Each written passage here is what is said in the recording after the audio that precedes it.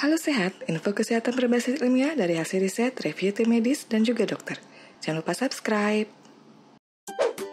Deviasi septum pada bagian hidung adalah kondisi kelainan di mana dinding tipis atau spektrum hidung membatas antara lubang hidung kiri dan kanan mengalami perubahan bentuk.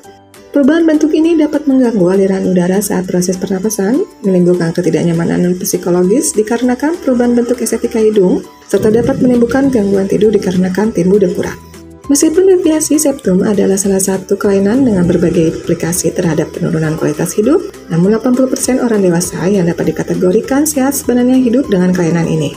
Akan tetapi, mungkin tidak disadari karena memiliki tingkat keparahan yang sangat bervariasi antara kasus per individu.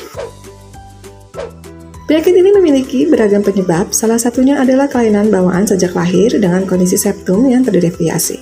Pada proses kelahiran, luka di hidung juga dapat menjadi alasan deviasi septum. Setelah beranjak dewasa, deviasi septum dapat terjadi akibat benturan atau trauma yang terjadi terhadap hidung dan wajah.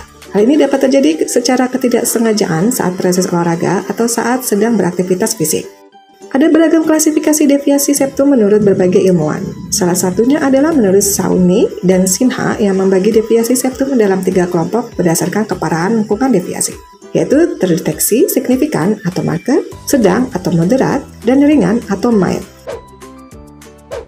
Gejala paling utama yang dapat dirasakan apabila mengalami deviasi septum adalah terhalangnya cuping hidung, baik satu sisi maupun kedua sisi sekaligus.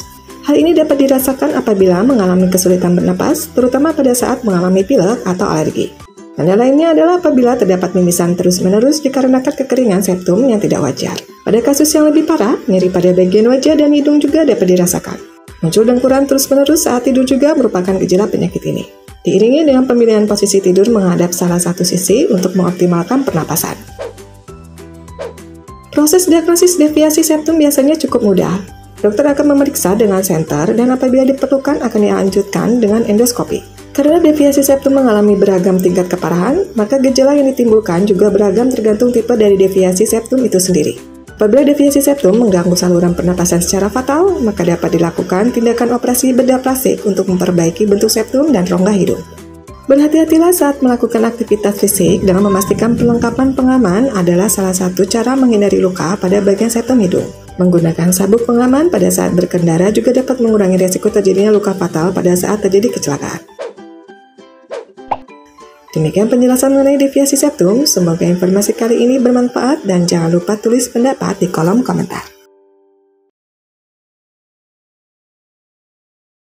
Info yang kami berikan telah melalui validitas informasi kesehatan yang aktual dengan pendekatan ilmiah, direview tenaga ahli dan dokter. Jangan sampai Anda melewatkan info kesehatan yang krusial dan mungkin dapat menyelamatkan keluarga dan teman kita. Jangan lupa subscribe dan nyalakan lonceng notifikasi agar tidak ketinggalan info dari Halo Sehat.